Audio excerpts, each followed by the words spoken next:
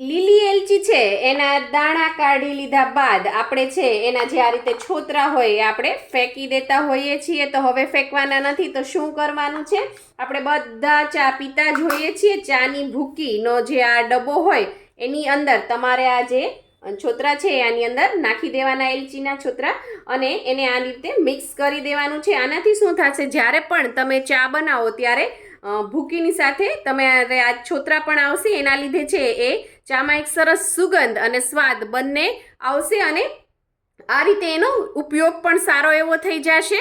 કારણ કે એલચી છે એ ખૂબ જ મોંઘી હોય છે, એટલે છોતરા ફેંકી દેવા પણ આપણને ગૃહિણીઓને પોસાય નહીં. તો આ રીતે તમે આ આઈડિયા અપનાવજો અને આ રીતે તમે નાખજો તો તમારી ચા ખૂબ જ ટેસ્ટી બનશે અને એલચીના છોતરાનો યુઝ પણ થઈ જશે. આવી જ આઈડિયા, ટિપ્સ અને રેસિપી માટે સબસ્ક્રાઈબ કરો પૂનમ્સ ફ્લેવર કિચનને. અને જો તમને મારો આઈડિયા પસંદ આવ્યો હોય તો એક લાઈક જરૂરથી કરતા જાજો. તમને મારી ચેનલ ઉપર beauty tips, hair mask, face pack, ઘરને ક્લીન કરવાની અલગ અલગ ટિપ્સ, આઈડિયાઝ, રેસિપીઝ, સવાર બપોર સાંજની થાળી, બહુ બધું જોવા મળશે. તો જરૂરથી સબસ્ક્રાઈબ કરજો મારી ચેનલને.